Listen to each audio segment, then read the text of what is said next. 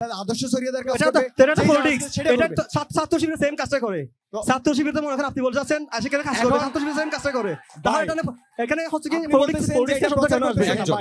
করতেছেন না, ভাই। কেন আসবে? আপনাদের দলের মানুষ সারাদিন এটা প্রচার করে, আমরা এই করছি, আমরা সেই আচ্ছা, করছি, আপনি বলতেছেন প্রচার করেন না। জাকিরের একটা প্রশ্ন আছে। জি, এইখানে আপনারা যে প্রথমে প্রশ্নটা করেছিলেন খুবই গুরুত্বপূর্ণ, যে এই যে দুইটা সংগঠনের বাকবিতনটা আপনারা দেখতেছেন, এইটার একটা বড় হ্যাডাম হচ্ছে লেজুর ভিত্তি।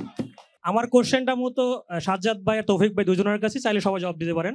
এটা হচ্ছে রিসেন্টলি আমাদের একটা ট্রেন্ড দেখতে পাচ্ছি যে ওয়েলফেয়ার পলিটিক্স নিয়ে কথা হচ্ছে সব জায়গায়। সেটা হচ্ছে বেশিরভাগ অভিযোগের তীরটা শিবিরের দিকে বেশি যাচ্ছে।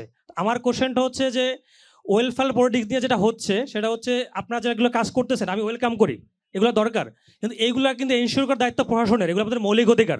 তো আপনারা যদি এসব সবাই করেন, এটা কি প্রশাসনকে দায়মুক্তি দিচ্ছেন না? এবং প্রশাসনকে দায়মুক্তি দিয়ে কি আপনারা নিজেদের পলিটিক্স করে ফায়দা নিচ্ছেন না কিনা? জি, আগে মুন্না উত্তরটা দিবেন। ধন্যবাদ আপনাকে। আসলে ওয়েলফেয়ার পলিটিক্স বলতে এটা একটা টার্ম এখন ইউজ করছে, মানে এখন ব্যবহার করতেছে যে শিবির একটা ওয়েলফেয়ার পলিটিক্স করে। আমরা এটাকে বলেছি ছাত্র কল্যাণমূলক কার্যক্রম।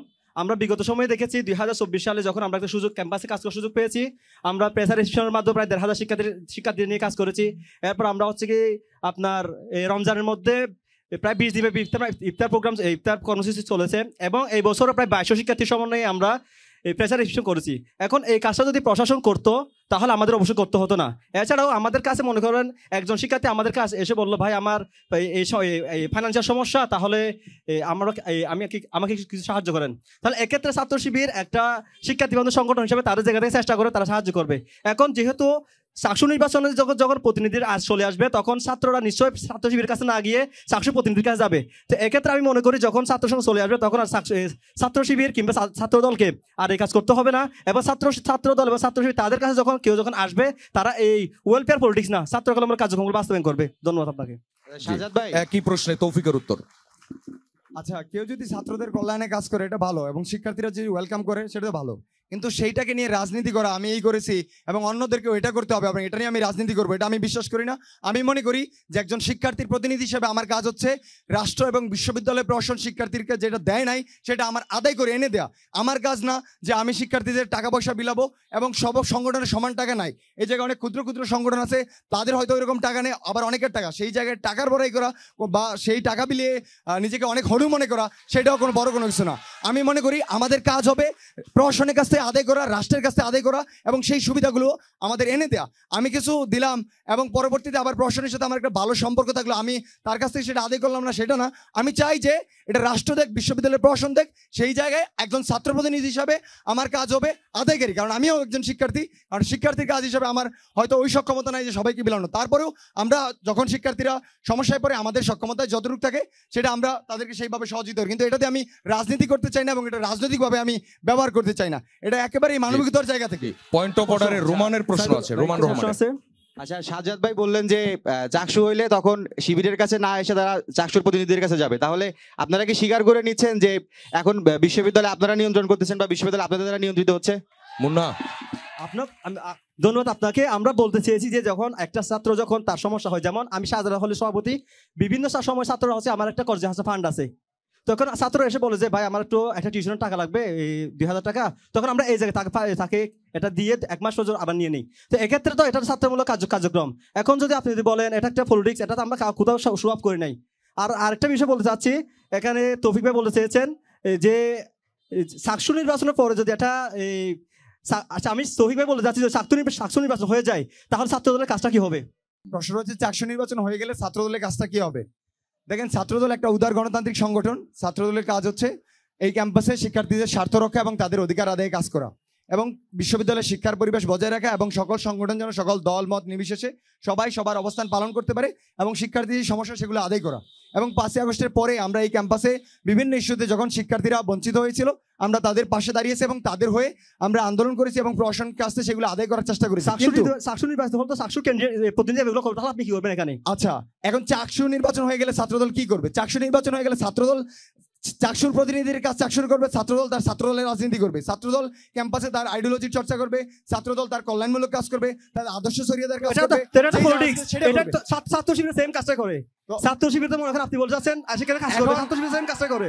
তাহলে এখানে হচ্ছে কি পলিটিক্স শব্দ কেন আসবে? আপনাদের দলের মানুষ সারাদিন এটা প্রচার করে, আমরা এই করছি, আমরা সেই আচ্ছা করছি, আপনি জাকির বলতেছেন প্রচার করেন না। জাকিরের একটা প্রশ্ন আছে জি। এইখানে আপনারা যে প্রথমে প্রশ্নটা করেছিলেন খুবই গুরুত্বপূর্ণ, যে এই যে দুইটা সংগঠনের বাকবিতণ্ডা আপনারা দেখতেছেন, এইটার একটা বড় হ্যাডাম হচ্ছে লেজুর ভিত্তি।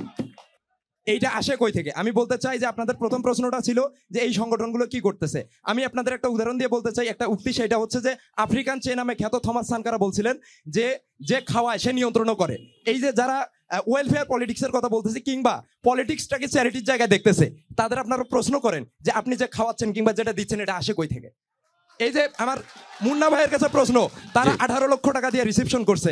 একটা ছাত্র সংগঠন কিভাবে 18 লক্ষ টাকা একটা ক্যাম্পাসে ব্যয় করার সামর্থ্য রাখে? এই টাকা কোথায় থেকে আসে? এই প্রশ্ন করেন আপনি। আচ্ছা আপনার আমার কাজ হবে ক্ষমতা কাঠামোকে প্রতিনিয়ত প্রশ্ন করা, কারণ গণতন্ত্র রক্ষার প্রথম শর্ত হচ্ছে ক্ষমতা কাঠামো যেই থাকুক, সেটা যদি আমার বাপও হয় তাকে প্রশ্নের জায়গায় জাকির রাখা। একটু তা না স্পেসিফিক হলে- করবেন। 18 লক্ষ টাকা স্পেসিফিক করলে উত্তরটা যাকে আপনি প্রশ্ন করছেন সে উত্তর দিবে। ও আমি মুন্না ভাইকেও প্রশ্ন করছি এটাই, যে আপনারা গত রিসেপশনে যে 18 লক্ষ টাকা ব্যয় করছেন, এই টাকাটা কোথায় থেকে পাইছেন? সেই সাথে আরেকটা প্রশ্ন আছে, যে ওনার কাছে আরেকটা প্রশ্ন আছে চাকসু নির্বাচনকে ঘিরে মুন্না ভাই এবং হচ্ছে তৌফিক ভাই দুইজনের কাছেই, যে এখানে বলা আছে যে আগামী দিনে গণতন্ত্র রক্ষায় গুরুত্বপূর্ণ কাজ হচ্ছে যে আমরা যখন থাকি, যেখানে থাকি সেখানে নিয়মগুলো মেনে চলা, অর্থাৎ চাকসু নির্বাচনের একটা আচরণ বিধি আছে, কিন্তু এই দুইটা সংগঠনই আচরণ বিধি লঙ্ঘন করছে, তাদের নামে সুনির্দিষ্ট অভিযোগ আছে। কিন্তু আপনারা অ্যাজ এ প্রতিনিধি হিসেবে আপনারা কি সেই প্যানেল কিংবা আপনাদের সমর্থিত সেই সংগঠনের বিরুদ্ধে কোনো কথা বলতে পারছেন? যদি আজকে না বলতে পারেন, তাহলে আগামী দিনে বলবেন এটার প্রমাণ কি, এটার উত্তর দিবেন। সেই সাথে না না মুন্না একসাথে ভাইয়ের এত কাছে- না, একসাথে এত না। আগে দুইটা প্রশ্ন হয়েছে, আমরা দুইটা প্রশ্নের উত্তর নেই। জাকির প্রথমে জানতে চেয়েছেন আমরা 18 লক্ষ টাকা কোথায় পেয়েছি। আমরা হচ্ছে কি ছাত্র শিবিরের যারা শিক্ষার্থী আছি, যেমন আমি নিজে টিউশন করাই, আমি প্রতি মাসে 15 থেকে 20 টাকা ইনকাম করি। তো আমরা ছাত্র সংগঠন থেকে যখন একটা প্রোগ্রামের আহ্বান করা হয়, আমরা যারা জনশক্তি আছি সবাই আমরা এখানে কন্ট্রিবিউশন করি। পাশাপাশি আমাদের যারা সিনিয়র হয়ে বিশ্ববিদ্যালয়ে চলে গেছে, বিভিন্ন প্ল্যাটফর্মে কাজ করেন, আমরা তাদেরকে মেসেজ করি যে ভাই আমরা একটা এরকম প্রোগ্রাম করতে আছি শিক্ষার্থীদের জন্য, আপনারা আমাদেরকে কিছু ডোনেট করেন কিংবা সহযোগিতা করেন। পাশাপাশি আপনারা হয়তো জানবেন চট্টগ্রাম বিশ্ববিদ্যালয়ে যে ল ফ্যাকাল্টি এখানে অডিটোরিয়াম আছে, ডোনেশনে চলে। তো ডোনেশন করা হচ্ছে এবং কারো কাছ থেকে কিছু আমাদের সিনিয়র থেকে সংগ্রহ করে কোনো প্রোগ্রাম বাস্তবায়ন করা, আমি এটা দূষণের কিছু মনে করতেছি না। ল ফ্যাকাল্টি ডোনেশনে চলে, এটা জানা আচ্ছা, ছিল না। মুশফিকের প্রশ্ন। আচ্ছা, এখানে বিশ্ববিদ্যালয়ের বরাদ্দগুলো কোথায় যায়? আচ্ছা, আমার প্রশ্নটা হচ্ছে ছাত্র দলের তৌফিক আর হচ্ছে শিবিরের মুন্না ভাইয়ের কাছে। আমরা দেখেছি ক্যাম্পাসে যেই দলীয় লেজুর রাজনীতির একটা কলুষিত অধ্যায়, ছাত্র দল এবং শিবির দুইজনের হাতে রক্তের ইতিহাস আছে। সেই জায়গা থেকে যদি চাকসুতে যদি দেখা যায় সাধারণ শিক্ষার্থীরা সাধারণ কাউকে বেছে নিয়েছে, তাহলে ছাত্র দল এবং শিবির কি তাদের আধিপত্য বিস্তার করার জন্য কি ক্যাম্পাসকে আবার হচ্ছে সহিংস করে তুলবে কিনা? তৌফিক। মুশফিক, আপনার জানার ঘাটতি আছে। এই বিশ্ববিদ্যালয়ে আমরা কোনোদিন রক্তপাতের আমাদের কোনো ইতিহাস নাই। এই বিশ্ববিদ্যালয়ে কোনোদিন আমরা হল দখল করি নাই। বরঞ্চ এই বিশ্ববিদ্যালয়ে যতগুলো হত্যা হয়েছে, 27টির মতো হত্যা হয়েছে, আপনি দেখবেন যে কারা মেরেছে, কাদের মেরেছে। তো এই জায়গায় আমরা বরঞ্চ হত্যার শিকার হয়েছি। আমাদের সাংগঠনিক সম্পাদক নুরুলহুদা মুসা ভাই হত্যার শিকার হয়েছেন। তো এই জায়গায় আমরা কখনো হল দখল করি নাই। হত্যার রাজনীতি আমাদের এই বিশ্ববিদ্যালয়ের ছাত্র দলে নেই। আপনারা, আমি চ্যালেঞ্জ করে বলতে পারছি, আপনারা খোঁজ নিয়ে দেখেন। এবং 5ই আগস্টের পরেও আমরা কোনো ধরনের ভায়োলেন্স করিনি, আপনারা বলতে পারবেন, এবং সবাই খোঁজ নিয়ে দেখুক। মুন্না, একই প্রশ্ন। সর্বশেষ প্রশ্নটার উত্তর একসাথে তৌফিক ভাই করলে আচ্ছা, ভালো হ্যাঁ, হয়। সর্বশেষ প্রশ্নটার উত্তর। আপনাদের নামে সুনির্দিষ্ট অভিযোগ আছে। এখন আপনি একজন প্রার্থী হিসেবে বা প্রতিনিধি হিসেবে, শিক্ষার্থী প্রতিনিধি হিসেবে আপনার প্যানেল এবং আপনার সমর্থিত সংগঠন ব্যাপারে আপনার মতামত কি? আপনি সে ব্যাপারে কোনো কথা বলেছেন কিনা, কোনো স্টেটমেন্ট আছে কিনা? আচ্ছা, আপনি আচরণবিধি লঙ্ঘনের কথা বলছেন। আমি গতকালকেই টেলিভিশন সাক্ষাৎকারে আমি বলেছি যে একজন প্রার্থীর উচিত হচ্ছে নির্বাচনের আগে তার যে আচরণবিধি সেগুলো মেনে চলা, এবং সেই আচরণবিধি যদি নির্বাচনের আগেই সে মেনে না চলতে পারে, তাহলে তো সে নির্বাচিত হওয়ার পরে আচরণবিধি লঙ্ঘিত করতে পারে। সেই জায়গায় আমি ব্যক্তিগতভাবে আচরণবিধি ভঙ্গ না করার জন্য নিরুৎসাহিত করছি।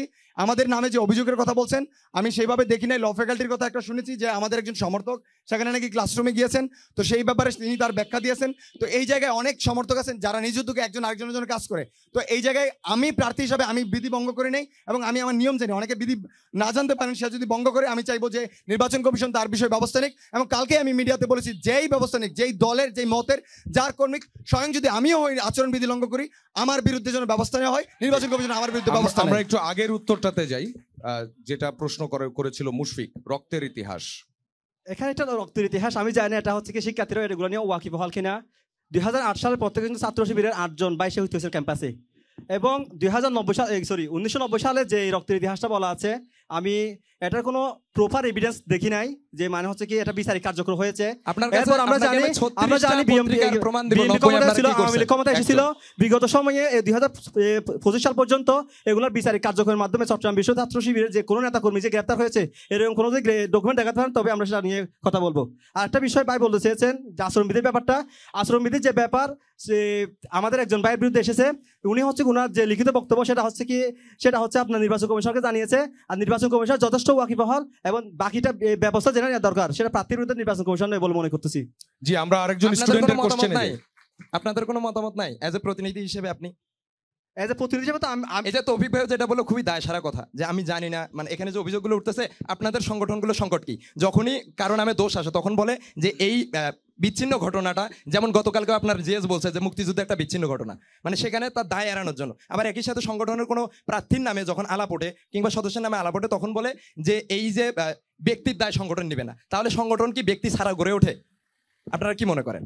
এই যে আমি আপনাকে প্রশ্ন করছি যে আপনার আপনার নিজের নাম- অবস্থানটা জানতে নাম চাচ্ছি। দিয়েছেন শিক্ষার্থী সম্প্রীতি, মানে সম্প্রীতির শিক্ষার্থী জোট, কিন্তু এখানে আমরা দেখলাম আদিবাসী শিক্ষার্থীদের যে সম্প্রীতি, তাদের যে সংস্কৃতি, সেটাকে ব্যাপকভাবে হেয় প্রতিপন্ন করছে আপনার সহ সাহিত্য বিষয়ক সম্পাদক।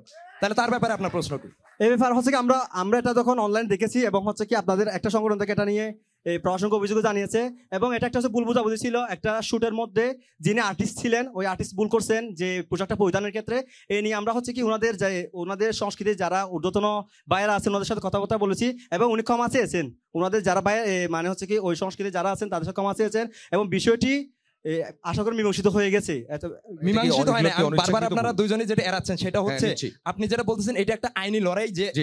যে আঘাতপ্রাপ্ত হয়েছে সে অবশ্যই বিচার চাইবে, কিন্তু জাকির, ধরেন আপনার আপনি প্রশ্নের নিজে উত্তরটা গিয়ে বিচার এসছে। চাইছেন জাকির, কিনা? আপনার প্রশ্নের উত্তরটা ওনারা এসছে। এইটা হ্যাঁ, নিশ্চিত আমরা করতেছেন অন্য ওনারা আরেকটা- নিজেরা বিচার আমরা চাইছেন আবার কিনা? একটু স্টুডেন্টের